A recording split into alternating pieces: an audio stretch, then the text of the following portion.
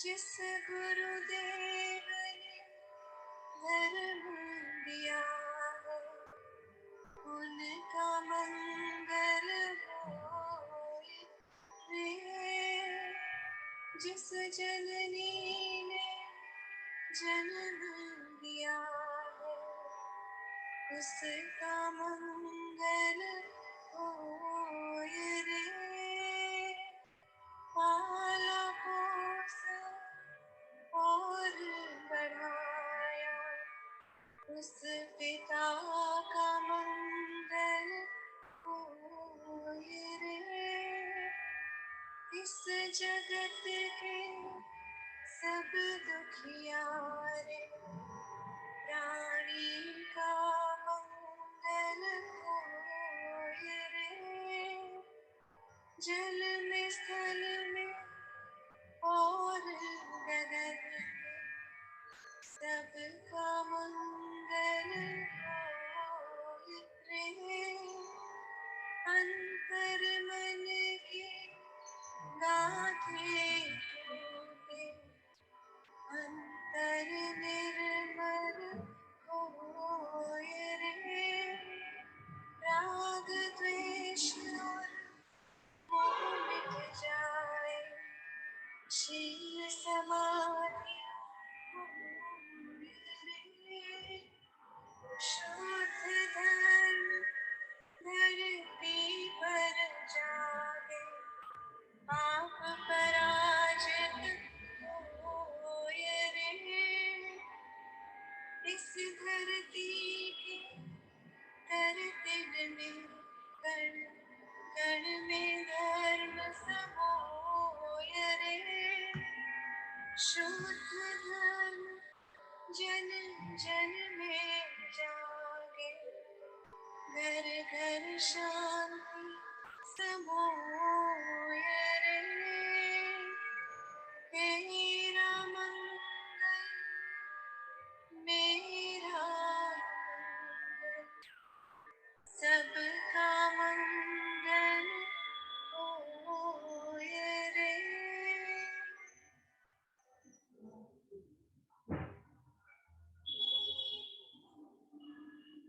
परम पावन परम आराध्य प्रातः स्मरणीय आचार्य श्री महाश्रमण जी के चरणों में सत सत नमन करते हुए हम आज की क्लास प्रारंभ कर रहे हैं।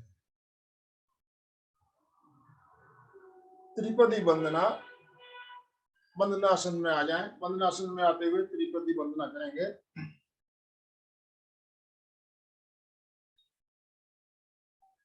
वंदे अरहं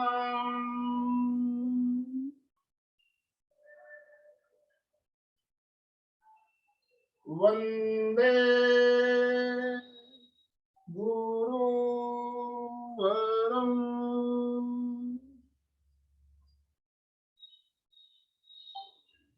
वंदे सत्यं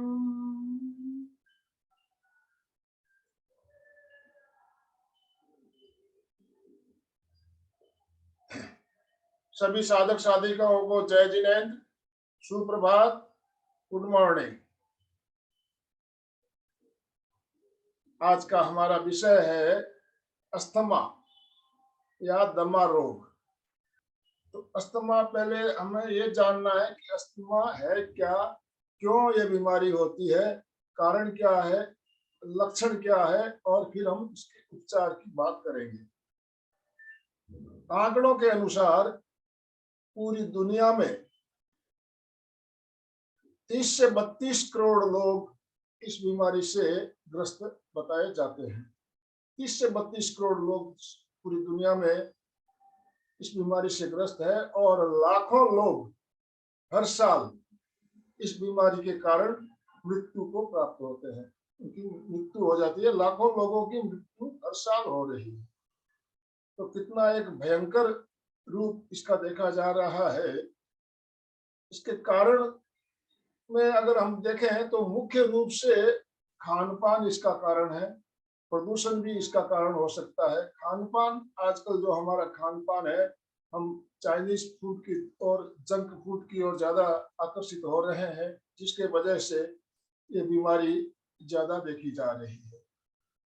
हमारे शरीर में कई तंत्र काम करते हैं, कई तंत्र काम करते हैं, जैसे श्वसन तंत्र, रक्त संचार तंत्र आदि आदि। तो ये श्वसन तंत्र से संबंधित बीमारी है, श्वसन तंत्र, रेस्पिरेटरी सिस्टम।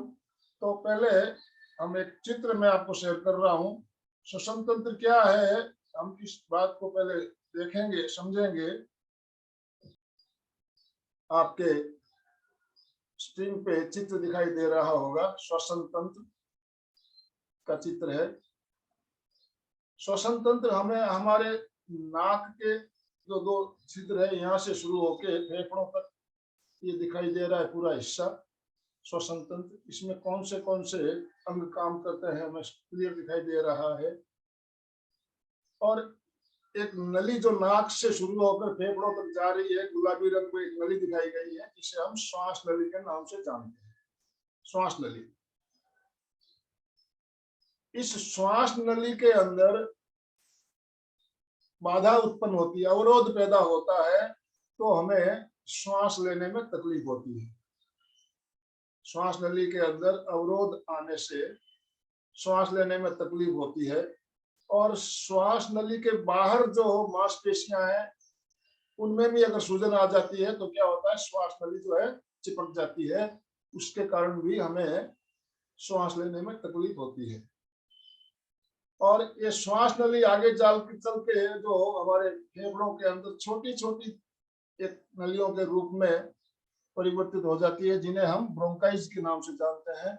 और वहां से हमारा जो श्वास जाता है वो रक्त के साथ मिलता है, उसकी ऑक्सीजन जो श्वास के साथ जाती है, रक्त के साथ मिलकर रक्त संचार द्वारा प्रत्येक कोशिका तक रक्त पहुंचता है और फिर हमें ऊर्जा मिलती है। तो श्वास नली और श्वास की प्रक्रिया जो है, इसके साथ रक्त शोधन की प्रक्रिया भी जुड़ी हुई है। इस बात को आपको ध्यान देना है। अब ये श्वास नली का चित्र हमने देख लिया, एक चित्र मैं आपको और शेयर कर रहा हूँ, श्वास नली कैसी होती है। ये दूसरा चित्र देख रहे हैं, ये चित्र के साइड में श्वास नली दिखाई गई है। एक नली जो है अवरुद्ध है और एक जो है बिल्कुल खुली हुई है। इस तरह से आप समझ रहे हैं हमारी श्वास नली के अंदर अवरोध पैदा होने के बाद क्या हालत होती है। एक तीसरा चित्र वो देख लेते हैं पहले। श्वास नली में अवरोध पैदा होने के बाद दूसरी साइड जो लेफ्ट साइड जो चित्र दिख रहा है वो खुली हुई है, और राइट साइड वाली जो है अवरोध आ गया है इसमें। ये अंदर का जो है श्वास नली के अंदर का हिस्सा इसमें दिखाया गया है। जब हमें श्वास नली में अवरोध आने के बाद क्या होता है, हमारे श्वास लेने में तकलीफ पैदा होती है, तो उसे हम अस्थमा के नाम से जानते हैं या दमा रोग के नाम से जानते हैं। दमा रोग क्या होता है, ये तो हमने बहुत ही शॉर्ट में मैंने आपको बताया। इसके कारण मैंने बताया आपको, खान पान मुख्य कारण है, खान पान का हमें ध्यान रखना है।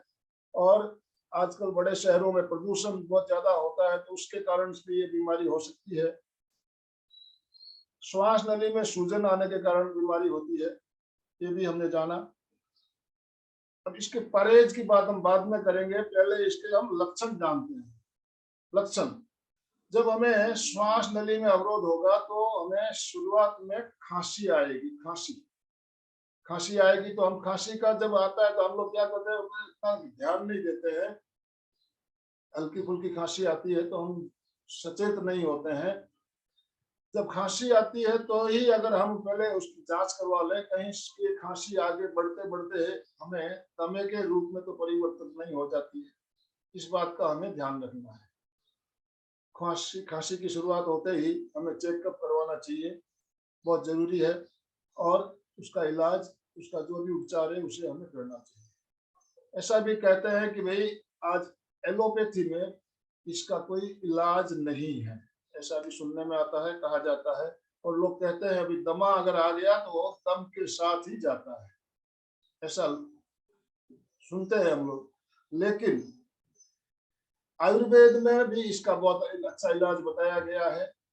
और आयुर्वेद के अलावा योग द्वारा, प्राणायाम द्वारा हम इसका इलाज कर सकते हैं। तो आज हम आयुर्वेद की बात नहीं करेंगे, हम योग की बात करने जा रहे हैं। योगाभ्यास द्वारा हम कैसे दमे की बीमारी से राहत पा सकते हैं, छुटकारा पा सकते हैं, इस बारे में देखिए। अब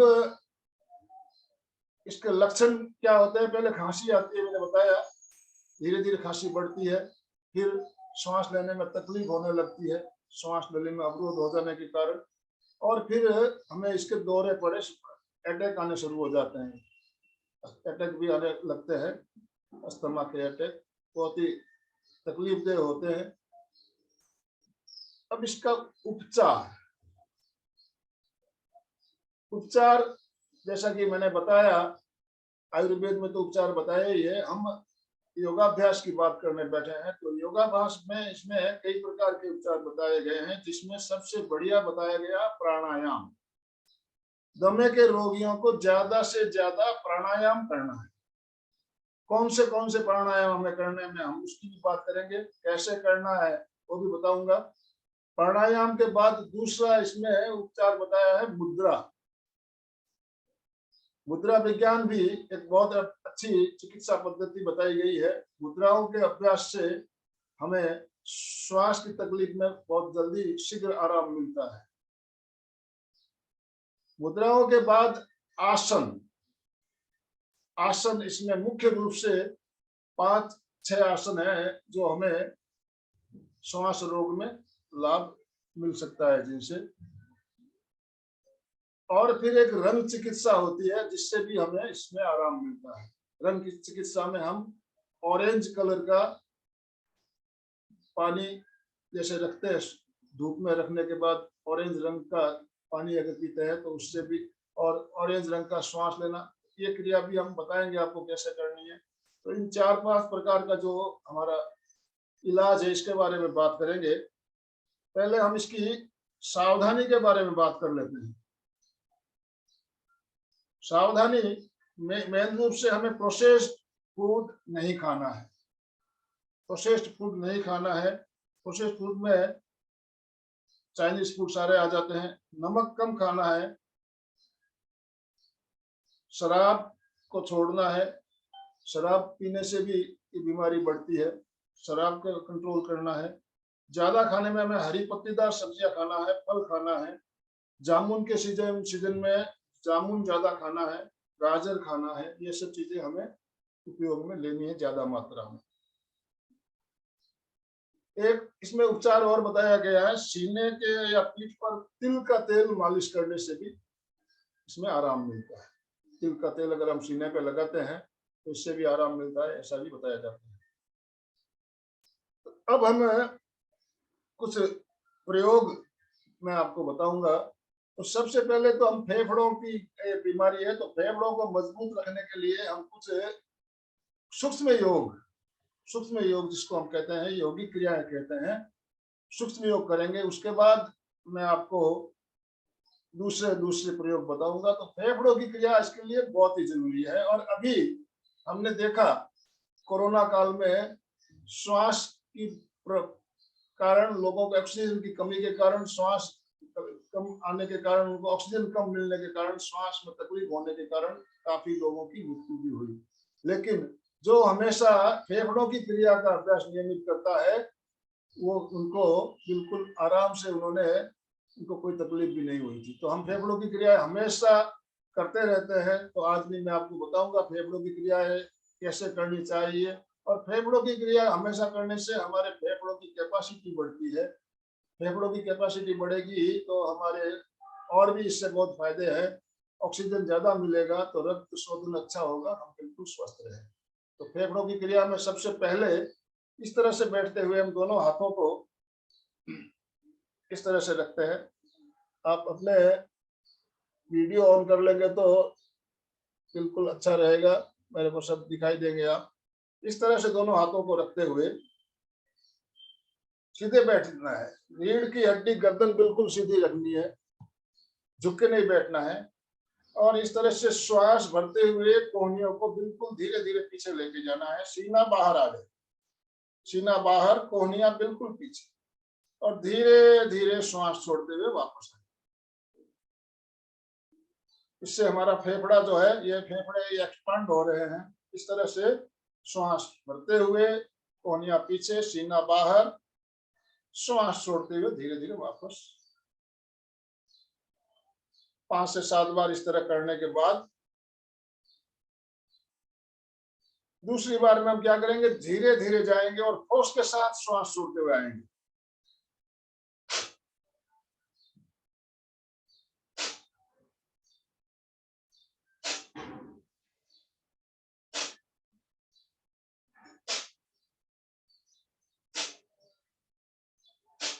इस तरह से हम फोर्स के साथ अगर श्वास छोड़ते हैं तो हमारे फेफड़ों में कोई भी तरह का अवरोध होता है वो बिल्कुल क्लींज हो जाता है, साफ हो जाते हैं।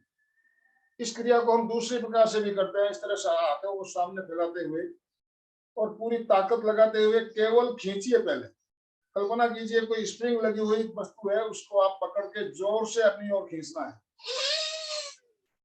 श्वास भरते हुए खींचिए। 1 2 3 4 5। इस तरह से अगर हम लंबा श्वास भरते हुए खींचते हैं तो इससे भी हमारे फेफड़ों की कैपेसिटी बढ़ती है। अब इस क्रिया को हम श्वास छोड़ते हुए खींचना है और फोर्स के साथ फेंकना है आगे।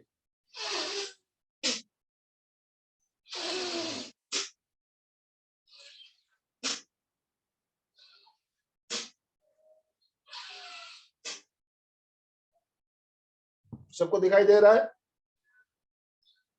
जिनका वीडियो ऑन है मैं देख रहा हूँ, बहुत बढ़िया कर भी रहे हैं। सुचेता जी, चंदू जी, सत्यनारायण जी, बहुत बढ़िया कर रहे हैं आप। हाँ, नेक्स्ट एक प्रयोग और है जिसे हम फूंक टेक्निक के नाम से जानते हैं, और ये प्रयोग मैं हमेशा बताता हूँ हमारे फेफड़ों की कैपेसिटी बढ़ाने के लिए। और आजकल हॉस्पिटल में हम जाते हैं तो हमारे फेफड़े चेक करते हैं, मशीन होती है जिसमें हम फूंक मारते हैं तो उसके अंदर एक बॉल होता है, वो बॉल ऊपर आती है, उससे हमारे फेफड़ों की कैपेसिटी क्या है पता चलता है। तो हमारे पास तो अभी वो मशीन है नहीं, मशीन नहीं है तो क्या करेंगे, हम कैसे करेंगे फेफड़ों की कैपेसिटी बढ़ाने के लिए? तो फूंक टेक्निक इसके लिए बहुत ही बढ़िया प्रयोग, आप लोग करते भी हो, आपको पता भी है। 3 बार में नाक से श्वास भरेंगे और 2 फूंक मारेंगे जोर से मुंह से। कल्पना कर लीजिए आपके सामने बहुत सारी मोमबत्तियां जल रही है और 2 फूंक में सारी मोमबत्तियों को बुझाने का प्रयास करना है, ठीक है ना? तो करेंगे, 3 बार में श्वास नाक से भरेंगे और 2 फूंक मारते हुए श्वास को बाहर निकालेंगे।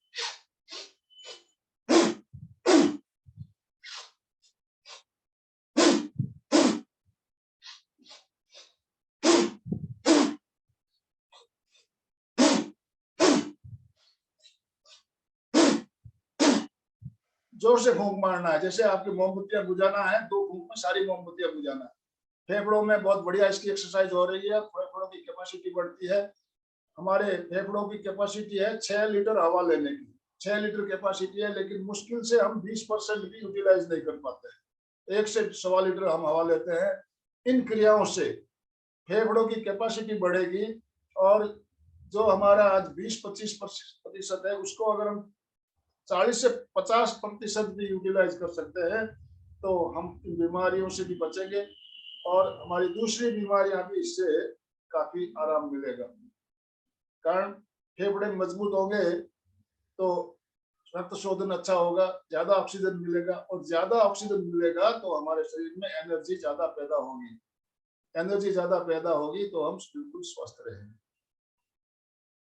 अभी हमने फेफड़ों की कुछ क्रियाएं मैंने आपको बताई। फेफड़ों की क्रिया हमेशा आप करते रहिए, नुकसान तो कुछ है नहीं, कोई साइड इफेक्ट है नहीं, और फ्री का इलाज है, बिल्कुल फ्री का। तो इन अभ्यासों को आप नियमित करें, ज्यादा समय भी नहीं लगेगा। हमारे साथ डॉक्टर पवन कुमार गुप्ता जी भी जुड़े हुए हैं, हम 2 मिनट बाद में उनको भी सुनना चाहेंगे।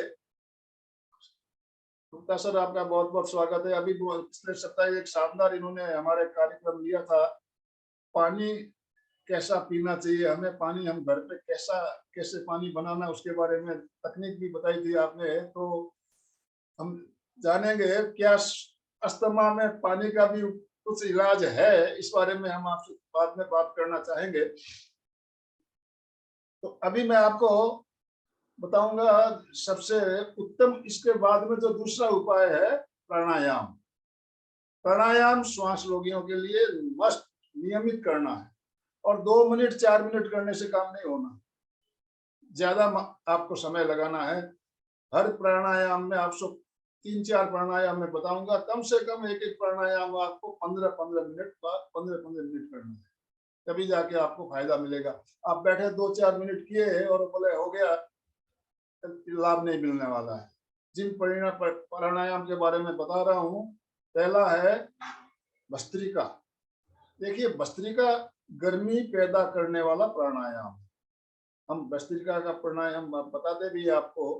तो एक आम जो आदमी होता है उसको कैसे करना है, और दमा रोगी होता है उसको कैसे करना है, उसमें कुछ अंतर है, फर्क है। भस्त्रिका में हम फोर्स के साथ, जैसे लंबा श्वास लेते हैं, छोड़ते हैं, हाथों की क्रियाओं के साथ भी करते हैं, तो इसमें हमें ज्यादा फोर्स नहीं लगाना है। दमा रोगी जो है उसको ज्यादा फोर्स नहीं लगाना है। लंबा श्वास लेंगे और लंबा छोड़ेंगे, पूरे फेफड़े हमारे फूलेंगे और सिकुड़ेंगे, फूलेंगे और सिकुड़ेंगे।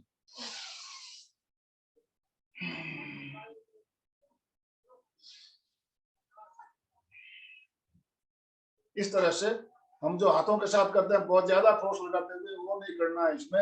ये जो हम करते हैं ना, इसमें बहुत ज्यादा ताकत लगती है, ज्यादा गर्मी पैदा होती है।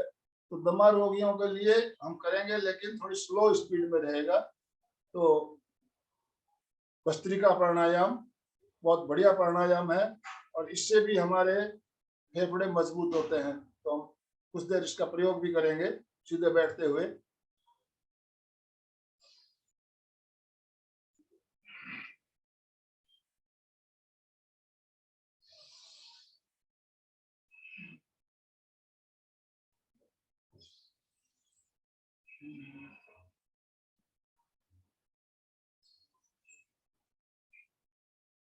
इस तरह से लंबा श्वास लेना है, पूरा श्वास भरना है, फेफड़े हमारे एक्सपांड होंगे, और फिर धीरे धीरे पूरा लंबा श्वास छोड़ना है। दूसरा प्राणायाम बताया गया कपालभाति। कपालभाति में श्वास लेना नहीं है, केवल छोड़ना है, केवल छोड़ना है, और झटके से छोड़ना। जब श्वास छोड़ेंगे पेट अंदर जाएगा।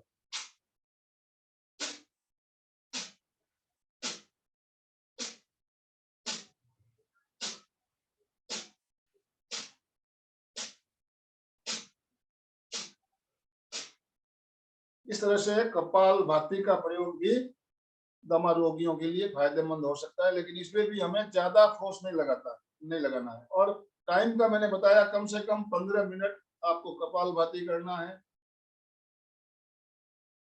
और भस्त्रिका भी अगर कर रहे हो तो 5-5 मिनट आपको करते हुए 3 बार में कर सकते हो। एक साथ 15 मिनट करने से उसमें बहुत ज्यादा गर्मी पैदा हो सकती है। तो आप 5-5 मिनट के 3 राउंड कर लो, सुबह दोपहर शाम। 15 मिनट आपको दिन में कम से कम होना चाहिए। तीसरा है अनुलोम विलोम या नाड़ी शोधन प्राणायाम। इसमें समय की कोई सीमा नहीं है, आप जितना चाहे कर सकते हो। ये गर्मी नहीं पैदा करता है। अनुलोम विलोम हमारी नाड़ियों का शोधन भी होता है। हमारे शरीर में 72,000 नाड़ियां बताई गई है, और ये सारी नाड़ियां क्या है, हमारे मेरुदंड से जुड़ी हुई है। मेरुदंड मैंने आपको बताया था पहले, मेरुदंड क्या होता है। रीढ़ की हड्डी के अंदर एक नली होती है पाइप नुमा, उसके अंदर से हमारी 3 मुख्य नाड़ियां जो है जुड़ी होती है, पीड़ा, पिंगला और सुषुम्ना।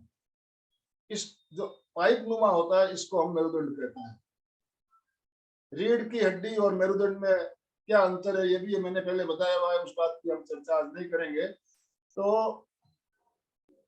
अनुलोम विलोम जो है हमारे क्या है, बाएं स्वर से श्वास लेना, दाहिने से छोड़ना, दाहिने से लेना, बाएं से छोड़ना, इस क्रिया को करते हैं। और इसके साथ अगर हम कुंभक जोड़ देते हैं तो वो हो जाता है नाड़ी शोधन। तो हमें दमा रोगियों को हम कहते हैं कि कुंभक नहीं करना है, श्वास को रोकने का प्रयोग नहीं करना है, बिना श्वास को रोके बाएं से लेना, दाहिने से छोड़ना, दाहिने से लेना, बाएं से छोड़ना, इस तरह से आपको करना है। तो मुद्रा हम पहले इसमें ये मुद्रा बनाते हैं, बनाते हुए दाहिने स्वर को बंद करते हुए बाएं से पूरा श्वास बाहर निकाल दीजिए, वापस बाएं से भरिए,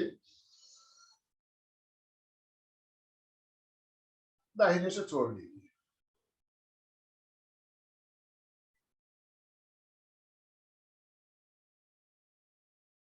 दाहिने से भरिए,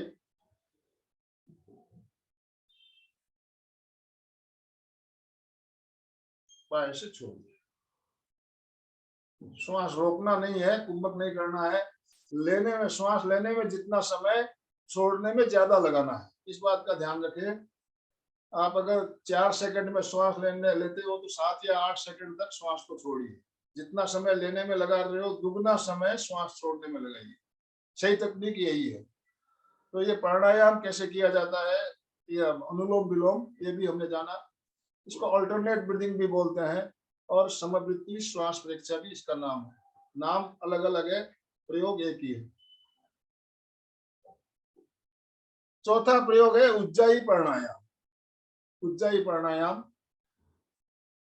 उज्जाई प्राणायाम में क्या होता है, खेचरी मुद्रा, जीभ को पलटते हुए ऊपर तालू में चिपका देना है, और कंठ को स्पर्श करते हुए श्वास अंदर लेना है, और स्पर्श करते हुए आपको श्वास को बाहर निकालना। उज्जाई प्राणायाम भी दमा रोगियों के लिए बहुत ही बढ़िया प्रयोग। तो उज्जाई प्राणायाम हम खेचरी मुद्रा लगाना है। खेचरी मुद्रा कैसे लगाता है आपको पहले बताया हुआ है। जिब्बा को पलटते हुए ऊपर तालू से चिपकाते हुए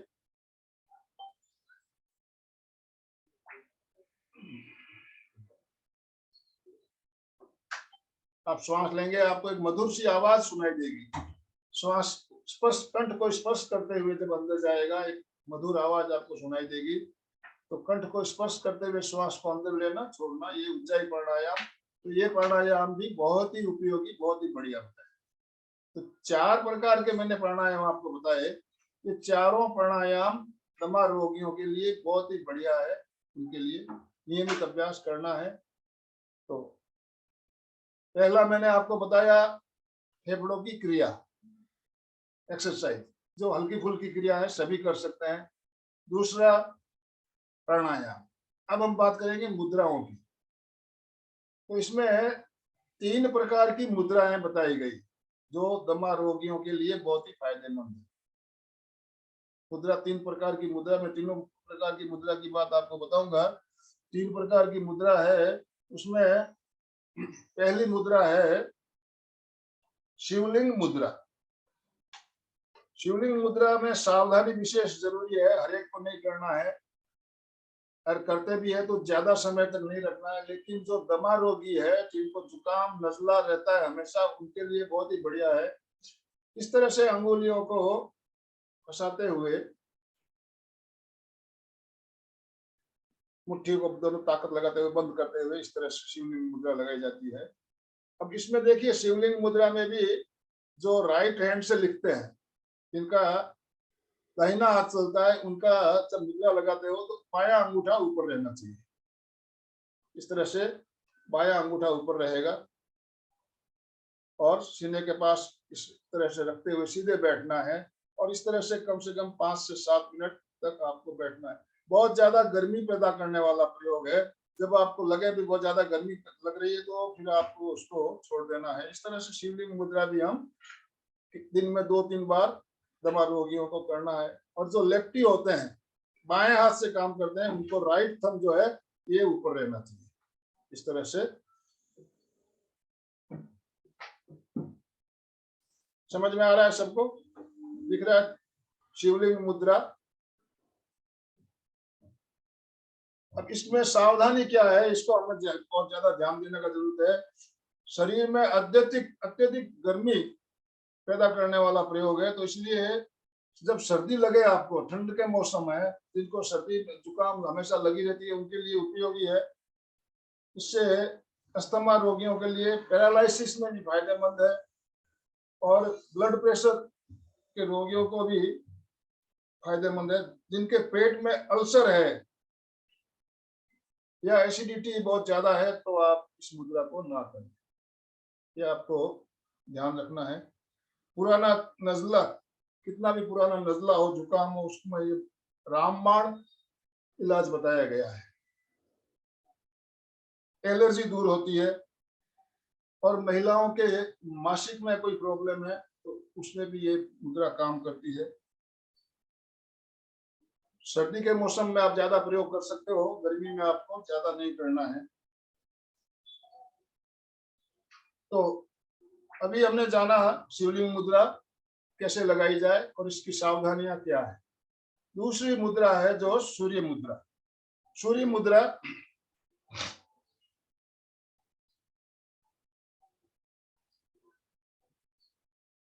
रिंग फिंगर जो है हमारी, इसको मोड़ते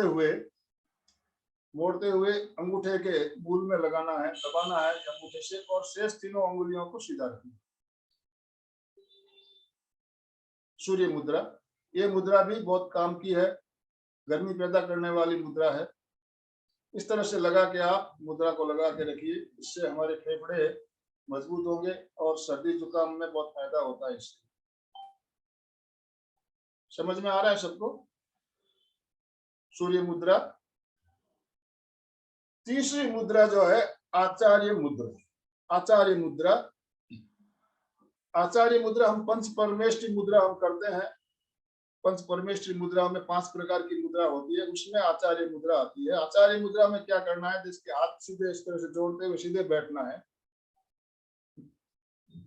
अब श्वास भरते हुए हाथों को फैलाना इस तरह से, और दोनों अंगूठों को कंधे के पास ले आना है, सीना बिल्कुल बाहर। श्वास छोड़ते हुए धीरे धीरे वापस आना है।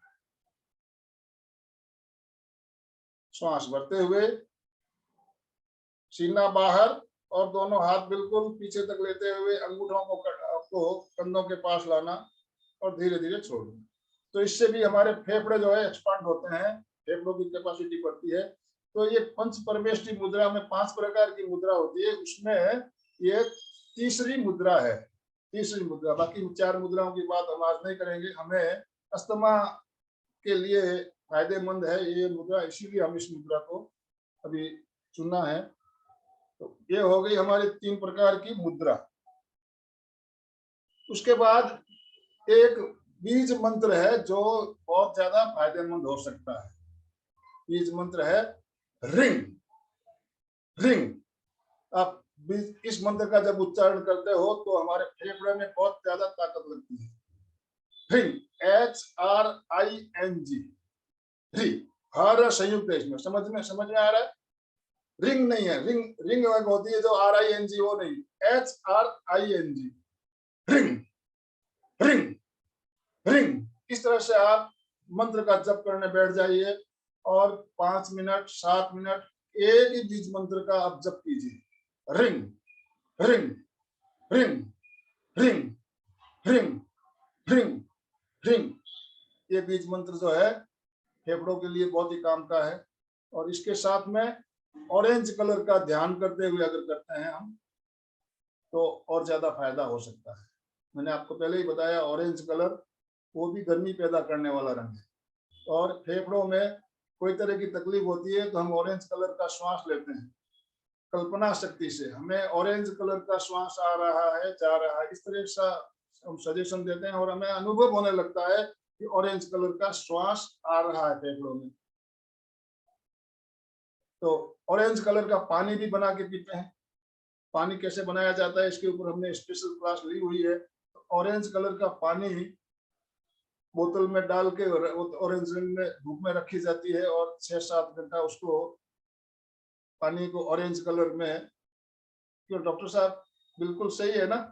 मैं डॉक्टर साहब को 1 मिनट आपको ऑप्शन दे रहा हूँ, बीच में ही हम कुछ डॉक्टर साहब से बात करेंगे। अभी बाद में मैं आपको और कुछ बातें बताऊंगा।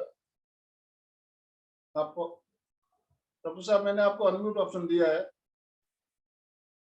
प्रणाम भाई साहब, प्रणाम। प्रणाम। और सभी लोग कैसे हैं? बिल्कुल बढ़िया, आप बताइए। बहुत बढ़िया, आज हमारा बहुत बहुत सौभाग्य अच्छा, है कि आप हमारे साथ आज जुड़े हुए हैं। बहुत अच्छा लगा आप लोगों को सुनने में। आपने अच्छा एक्सप्लेन किया अस्थमा के लिए। और सभी को इस पे ध्यान देना चाहिए और इस पे कार्य करना चाहिए। तो इसमें हम थोड़ा सा और भी ऐड ऑन कर सकते हैं। जी, तो इसलिए फॉर द मैंने आपको अभी बीच में ही मैंने अपना अभी योगाभ्यास हम बाद में बताऊंगा, आसनों का प्रयोग पहले हम डॉक्टर साहब से कुछ जानेंगे। तो फास्ट रिकवरी के लिए इसमें आप कुछ और ऐड ऑन कर सकते हैं। जी और वो बड़ा इजी है। आपका स्लीपिंग पैटर्न, थोड़ा स्लीपिंग पैटर्न को आप ठीक करें तो नेचुरल वे में स्टार्ट हो जाएगा। वो आपको कैसे करना है? आपका जो बेड है, जो फीट की साइड से, उसको आप 8 इंच से 12 इंच ऊपर लिफ्ट कर दीजिए। जी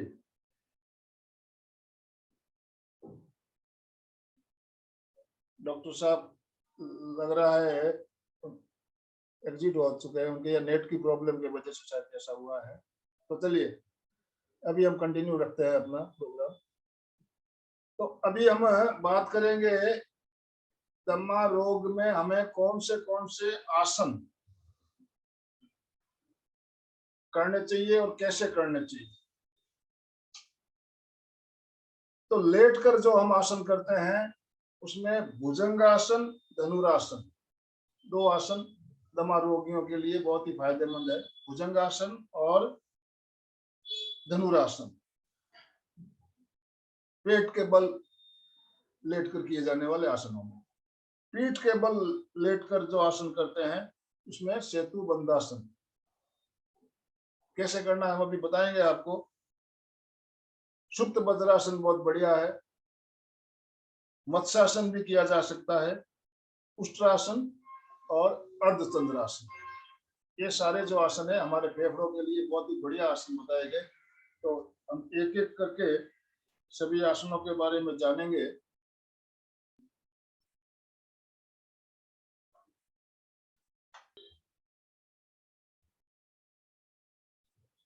सबसे पहले मैं बता रहा हूं आपको सेतु बंधासन।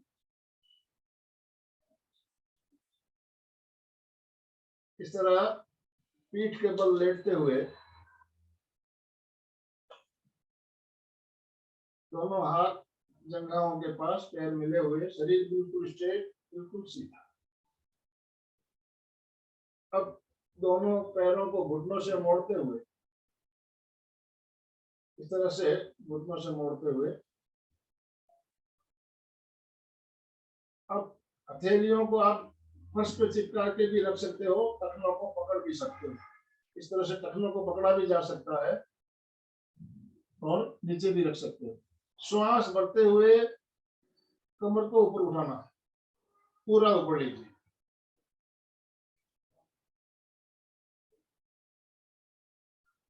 यहाँ पे रुकना है, श्वास मंद रहेगा, सामान्य श्वास। वापस श्वास छोड़ते हुए धीरे धीरे, बिल्कुल धीरे धीरे नीचे आओ।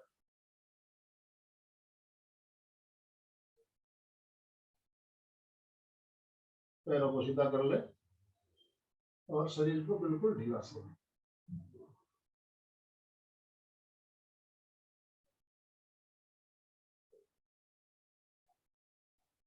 तो पीठ के बल लेटते हुए अभी हमने सेतु बंधासन कैसे किया जाए ये जाना। अब हम पेट के बल जो दो आसन बताए उन आसनों का अभ्यास करेंगे। पेट के बल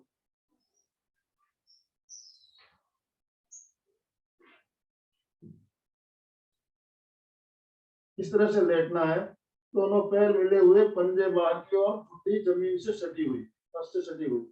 दोनों हथेलियों को सीने से 1 फुट की दूरी पर, सीने के समानांतर, सीने के समानांतर 1 फुट की दूरी पर रखना है।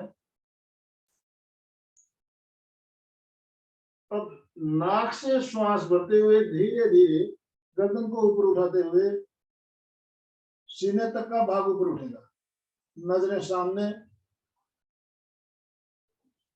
मुंह से आवाज के साथ श्वास को बाहर निकालिए।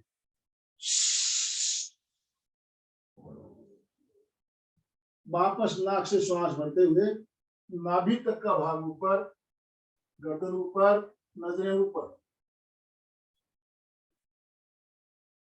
मुंह से आवाज के साथ श्वास छोड़ते हुए धीरे धीरे नीचे आना।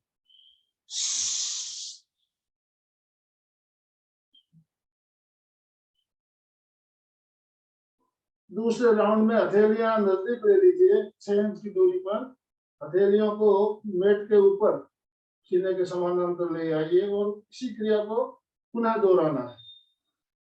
1, नाक से श्वास भरते हुए सीने तक का भाग ऊपर, नजरें सामने। 2 में आवाज के साथ श्वास बाहर निकालिए। 3 में वापस नाक से श्वास भरते हुए नाभि तक का भाग ऊपर, नजरें ऊपर छत की ओर।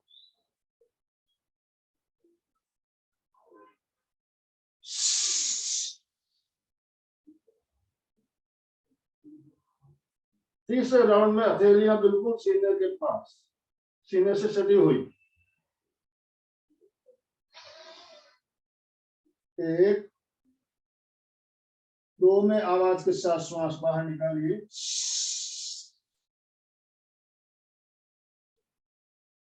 3,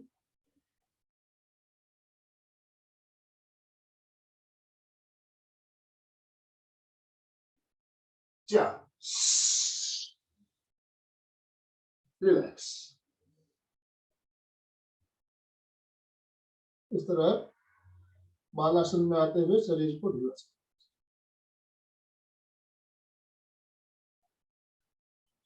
अब पेट के बल लेटे हुए हैं तो बैठना कैसे है?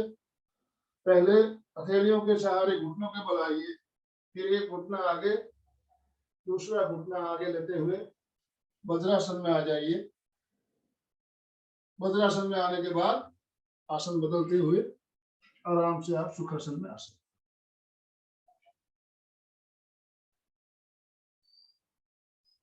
तो मैंने अभी आपको 3 आसन बताए।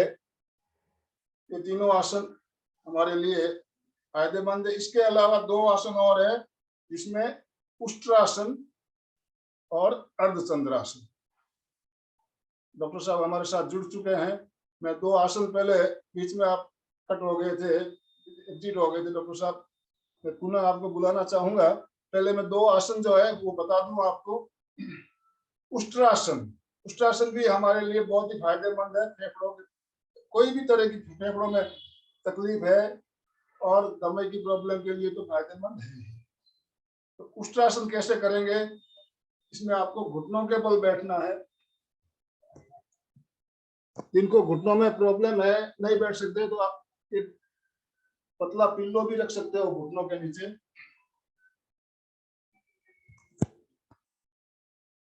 इस तरह से सीधे बैठना है, घुटनों के बल, एड़ियां इस तरह से मिली हुई। मेरे आपको एड़ियां दिखाई दे रही होगी, पूरा सिर नहीं दिख रहा है।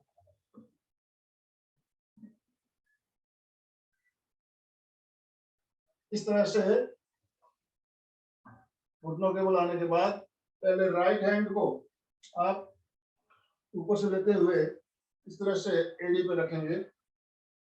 फिर लेफ्ट हैंड को, कोई भी हाथ पहले लिया जा सकता है, एड़ी पे रखते हुए पेट को बाहर निकालते हुए बिल्कुल गर्दन को पीछे झुकाएंगे।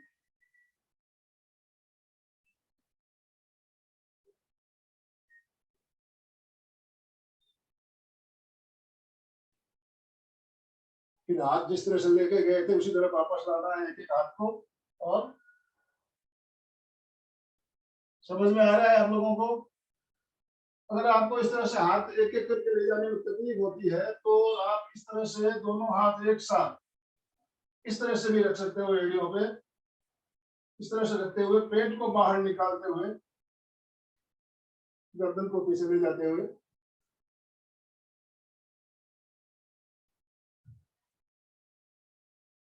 रिलैक्स।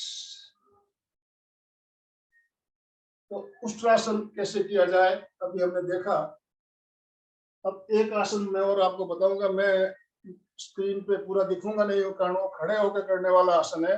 तो मैं सुचेता जी आपसे निवेदन करना चाहूंगा, आप आसन करके बताएं, मैं आपको इंस्ट्रक्शन दूंगा।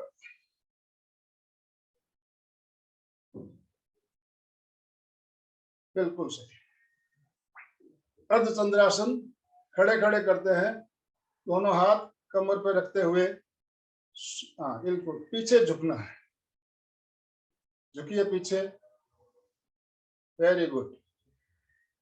देखिए फेफड़े एक्सपांड हो रहे हैं और थायराइड में भी खिंचाव आ रहा है।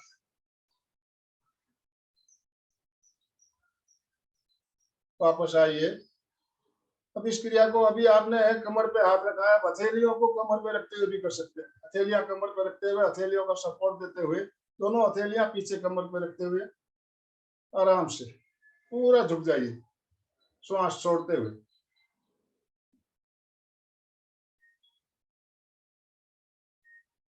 धीरे धीरे श्वास भरते हुए सीधे।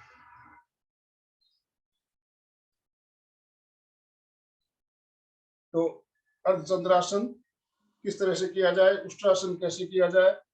एक आसन और है सुप्त वज्रासन। सुप्त वज्रासन में, वज्रासन में बैठना है। आपसे होगा सुचिता जी, नहीं तो मैं करके बता दूं। वज्रासन में बैठना है। वज्रासन में बैठने के बाद पीछे झुकना है, कोहनियों को दिखाते हुए और गर्दन को मोड़ते हुए। वेरी गुड, बहुत बढ़िया। दोनों हथेलियां जंघाओं के ऊपर।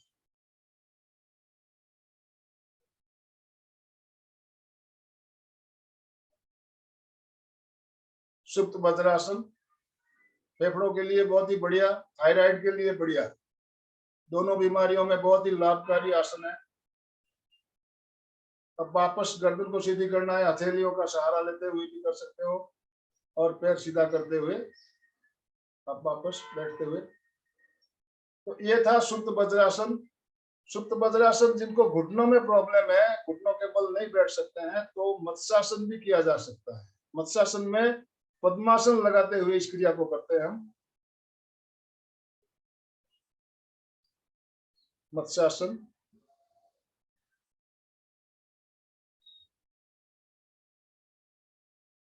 इस तरह से पद्मासन लगाते हुए मत्स्यासन। दोनों पैरों के अंगूठों को पकड़ लीजिए, कोहनियां नीचे जमीन पर टिका दीजिए। वेरी गुड, बहुत ही बढ़िया। मत्स्यासन, ये बढ़िया। वो ये आसन हम जनरली सर्वांगासन करने के बाद इस आसन को करते हैं, लेकिन दमा रोगी अगर सर्वांगासन नहीं भी करते हैं तो केवल मत्स्यासन भी कर सकते हैं।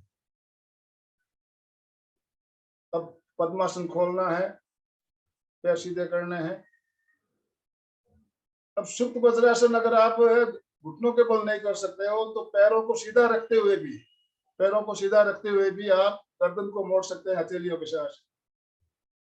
दोनों पैर सीधे रखते हुए, दोनों हथेलियां जंघाओं के ऊपर।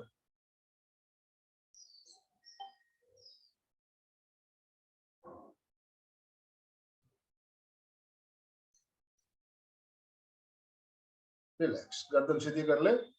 अब बैठना है।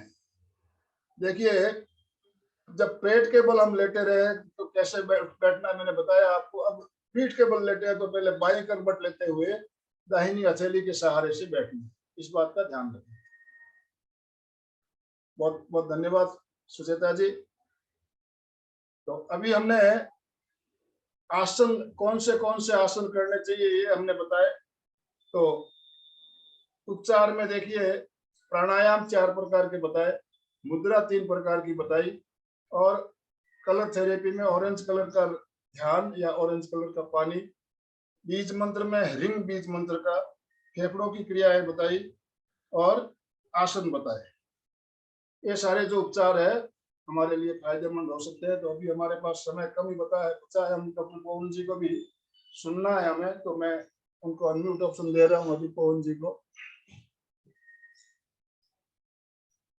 उसके बाद वो आपसे भी बात करेंगे।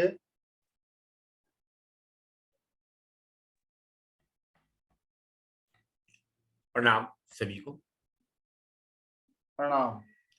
क्षमा चाहूंगा, मेरा वाईफाई थोड़ा इंटरप्शन हो गया था, तो बंद हो गया था, इसलिए हमने दोबारा बीच में नहीं आ पाए। हम बात कर रहे थे आपके बेड की एंगल की पोजीशन की। तो अब इस एंगल में आप बेड करेंगे तो आपको most of the health problem solve हो जाएगी, क्योंकि इसमें जो हम 7-8 घंटे सो जाते हैं इस पोजीशन के अंदर, तो हमारा सर्कुलेशन ऊपर आता है, और जो बायोलॉजिकल क्लॉक है जो रात को 11 बजे स्टार्ट होता है और मॉर्निंग में 5-6 बजे तक वो काम करता है। तो हर बॉडी का 2-2 घंटे बाद डिटॉक्सिफिकेशन होता है, नेचर बाय इटसेल्फ। आपको कुछ नहीं करना, खाली लेटने का है, कुछ नहीं करने का। और सेकंड, जो क्रोनिक अस्थमेटिक हैं और उन वो जो ये सब योग नहीं कर पाते हैं, कुछ बुजुर्ग हैं शरीर उनका बड़ा हल्का जर्जर हो चुका है, प्राणायाम नहीं कर सकते हैं, वो योग नहीं कर सकते हैं, क्रियाएं कर सकते हैं, बड़ा इजी है उन लोगों के लिए। और उनके साथ सबसे बड़ी अच्छा काम क्या करना है, कैस्टर ऑयल लीजिए आप, थोड़ा गर्म करिए और रात को चेस्ट पे उनके अप्लाई करिए और हीटिंग करिए, हॉट प्रेस कंटिन्यू 1 हफ्ता कर लीजिए, तो आपके चेस्ट में जो भी ब्लॉकेज है वो सारी आपकी क्लींस हो जाएगी, सब बाहर आ जाएगा, कफ जो भी डिपॉजिट होगा। और सबसे इससे बढ़िया और एक तरीका हम बताते हैं, यहाँ पे हमारे जो सोल्जर होते हैं इसके सेंटर में गैप होता है, आप प्रेस करके देखेंगे तो गैप मिलेगा आपको, जो बोन्स आ रही है हमारी सोल्जर की, इसके बीच में गैप होता है। इस गैप ये दोनों होता है, इस गैप के अंदर एक नर्व होती है, that is called vagus nerve. आप गूगल पे सर्च करेंगे तो आपको मिल जाएगा वेगस नर्व, और मैंने भाई साहब को भी व्हाट्सएप करके भेज दिया है वेगस नर्व के ऊपर डायग्राम, तो यदि वो देखें तो वो भी आप दिखा सकते हैं, उनको इजी रहेगा। मैं सिर्फ 2 मिनट बात करूंगा वेगस नर्व के ऊपर। ये जो हमारी वेगस नर्व होती है, ये हमारे पूरी बॉडी का अंदर एक नेट बना हुआ है, और जो नेट येलो कलर का है, जिसकी कल्पना करते हैं येलो कलर का नेट है। एग्जैक्टली सर, प्रणाम, वेरी गुड वेरी गुड। अब ये जो वेगस नर्व का येलो नेट हमारी बॉडी में बना हुआ है, तो इसका काम क्या होता है, ये ऑक्सीजन को पूरे हमारे इंटायर शरीर के तंत्र को ऑक्सीजन का सर्कुलेशन करता है। ये समझिए कि आप ये ट्रांसपोर्ट का काम करते, एक नेटवर्क है, एक मैप बनाया गया है बॉडी में बाय दिस वेगस नर्व, जो सारे में ये सर्कुलेट करेगा ऑक्सीजन। तो इसको हम क्या कर सकते हैं, यहां पे हमें टैपिंग करनी है, सिंपल। आप बैठ के भी खड़े होके करें, ज्यादा बेटर है, बैठ के भी कर सकते हैं। यदि आप खुद नहीं कर सकते, किससे करवा भी सकते हैं। मैं आपको टर्न करके मैं दिखा देता हूं।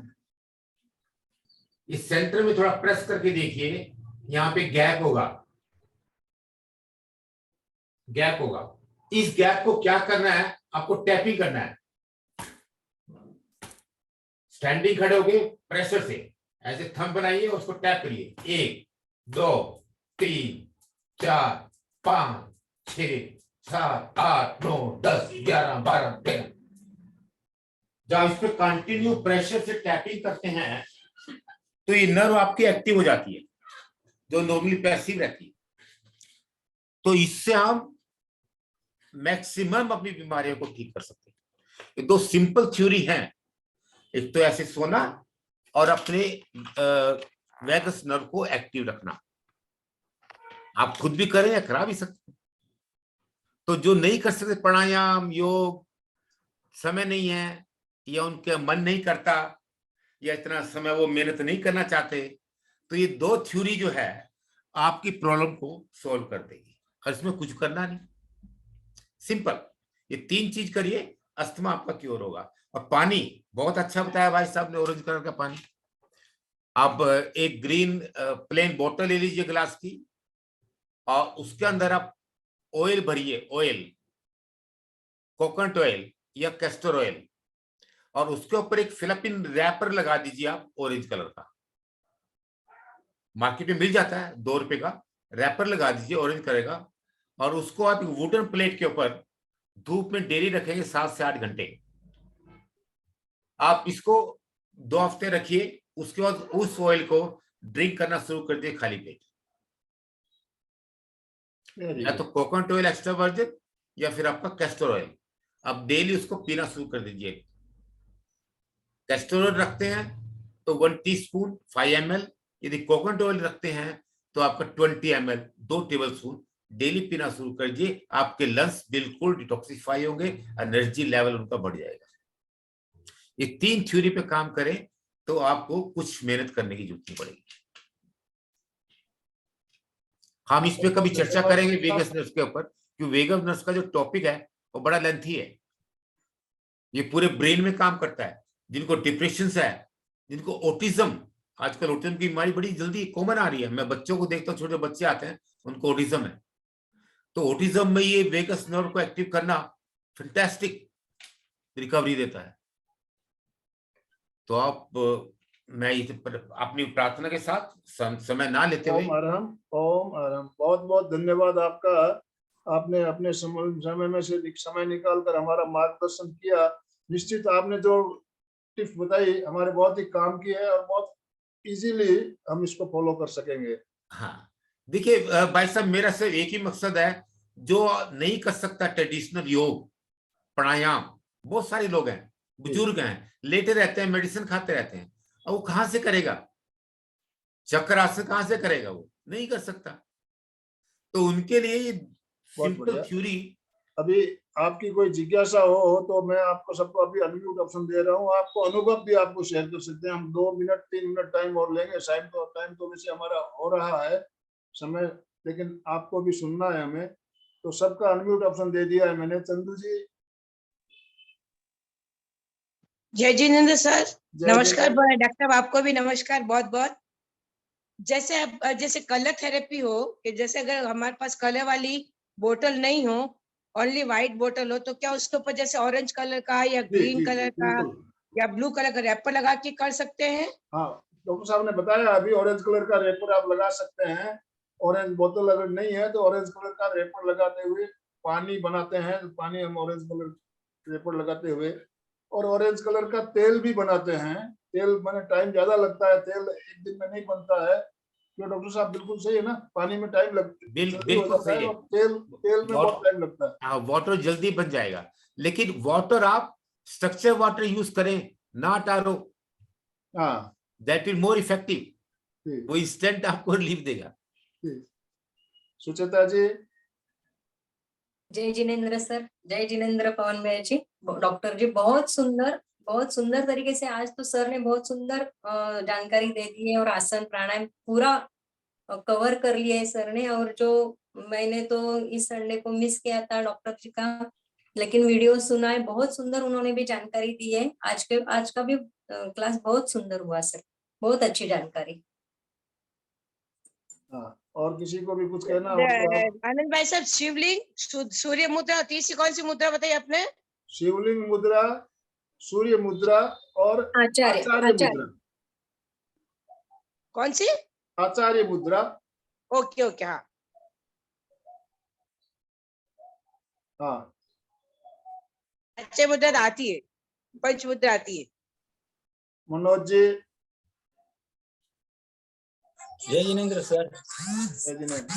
बहुत अच्छा क्लास स्टार्ट किया सर ने, बहुत अच्छा जानकारी दी। लेकिन पानी का हर बीमारी के लिए हर कलर की बोतल यूज करना है क्या? देखिए, हर बीमारी के लिए ये तो फेफड़ों के लिए ऑरेंज कलर बताया गया है।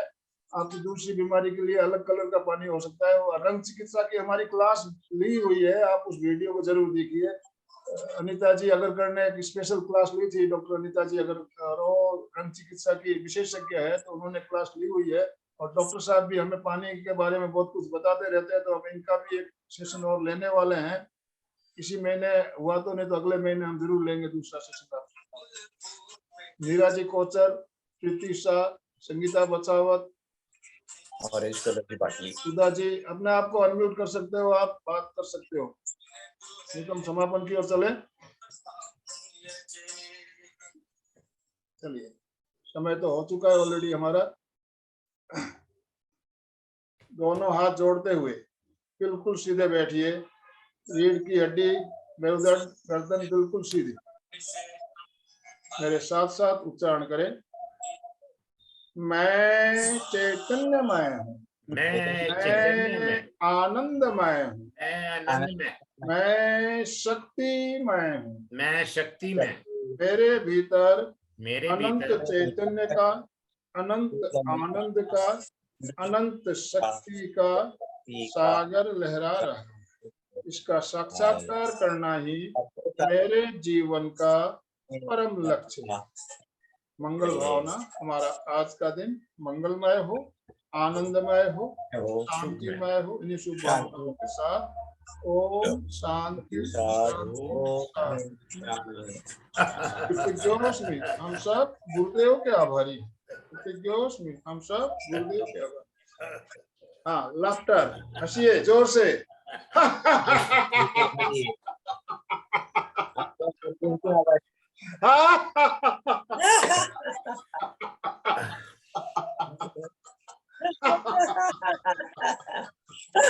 माइंड फ्रेश, देखिए सुबह सुबह माइंड फ्रेश होता है। हास्य योग रोज करे डेली। और देखिए आराम से घर पे सभी फैमिली मेंबर एक साथ बैठकर अगर इस तरह से हास्य योग करते हो तो उस घर से आधी बीमारी तो ऐसे ही चली जाएगी आपकी। बिल्कुल आधी बीमारी तो बिना पैसे इलाज हो जाता है। हंसना बहुत जरूरी है। तो आज का सेशन हम ये एंड कर रहे हैं।